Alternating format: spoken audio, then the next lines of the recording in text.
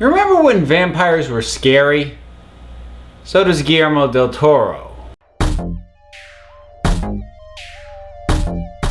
The Strain. Now, I didn't think I was going to do a video on this. I don't usually cover premiere episodes of stuff. There's a couple of reasons for that. The first is I don't catch a lot of premiere episodes close to when they air. I'm a guy who by nature tends to wait until the first season is mostly done before jumping into something because I just want to be sure it didn't get canceled. And then beyond that, I think first episodes are really hard to judge a show by because first episodes by their nature tend to be a little bit out of whack with the rest of the show because they have to establish everything. They have to lay the groundwork. Oftentimes they have to throw a hook in there that isn't actually typical of the show but is more likely to grab those initial viewers and all this other stuff. I don't like to talk too much about first episodes. This one I do want to talk about though for a couple of reasons. The first is I just love Guillermo del Toro. I've never regretted seeing anything he's done. Second thing is, when a show has the balls to come and do its first episode and it's 100 minutes long, you know what? That's worth talking about. Normally I try to avoid spoilers. I'm going to talk about this episode fairly freely because, I mean,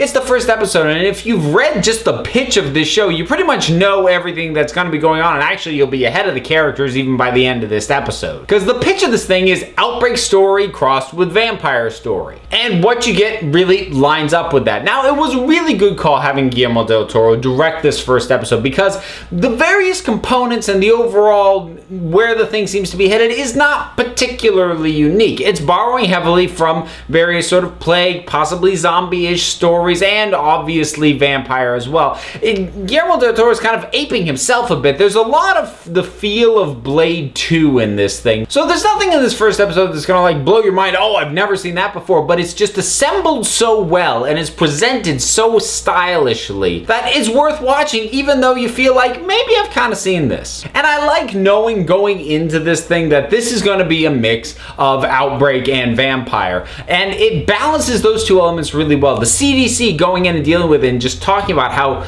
scary pathogens are and all the precautions they take when they don't know what's causing the problem. It's just all really interesting. It's very well handled. It's very sciencey. But then there's all this other aspects where you've got these ancient characters and ancient devices and these characters who have obviously been around for a long time and dealing with all sorts of stuff, and some of them clearly not human, although you're not entirely sure what they are because we see a number of different things creature-wise, or at least in terms of things that clearly aren't human. So it becomes a question of, well, are these all vampires? Are some of them vampires? Are some of them something else? Are some of them an evolution of what vampires become? Are there different strains of vampires? You don't really know, and that's an interesting aspect. And there's a little bit of, I'll be interested to see what the answers to this are. I like the cast too. Most of the characters fit a very clear mold. There's nobody who's really outside the box in terms of the characterization or the casting, but it's all just really solid choices. The standouts for me, and maybe it's just because I recognize them from other stuff, but I like Sean Astin as sort of the techie guy. He's got that sort of high energy, slightly on edge kind of feel to him that you like from the techie sort of character. Also, there's David Bradley, who is best known as Filch from the Harry Potter movies, or as this bastard from Game of Thrones, playing the sort of Abraham Van Helsing type character, or at least that's the vibe you get on him. Heck, they even named him Abraham, so I'm pretty sure that's what they're going for. But he's the guy who's seen this before, and he knows what needs to be done, but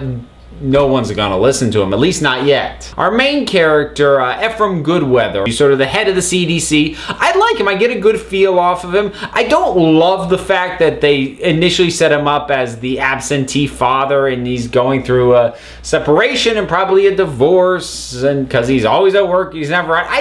I don't need those story beats to connect with this character. I connect with this character much more when he's on the job working. He's working this problem, he's working this disease, and I connect with him so much more than this artificial family unit drama stuff they saddled him with, which I feel is kind of the one danger area of the show. I feel like that might tie the guy down in a way that is not particularly interesting. But thankfully, as far as balancing goes, that did not take up an exceptional amount of the runtime. And speaking of runtime, I gotta come back to the fact that this thing is an hour and 40 minutes long. A little bit less when you take out for commercials, but still. I really like that they did that because what makes this episode work, this first episode, is the way that it's paced and the amount of atmosphere and just the vibe you get off that thing. And a lot of that vibe comes from the fact that it takes its time moving forward initially.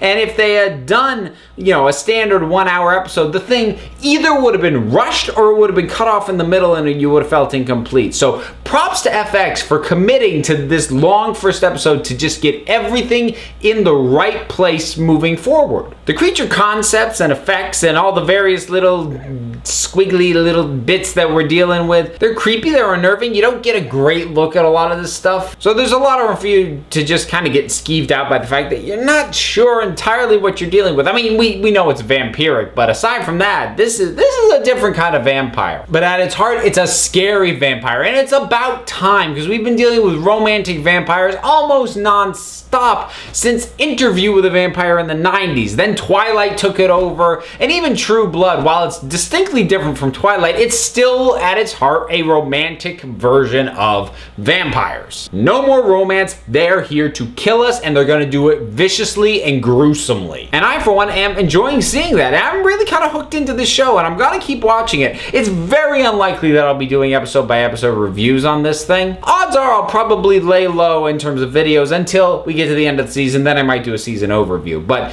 I gotta say, first episode, really strong stuff. And if you're into horror, particularly if you're into the sort of creature gothic-y horror, which is right in my wheelhouse, that's the kind of horror I love, you're gonna dig the heck out of this thing. So if you haven't seen it already, watch it and get caught up for when the next episode airs. You'll be happy that you did. So I'll throw it out there. Favorite vampire TV show? Anything from Buffy to Dark Shadows. Drop something down in the comments. Let's talk about it. And until next time, this council is adjourned.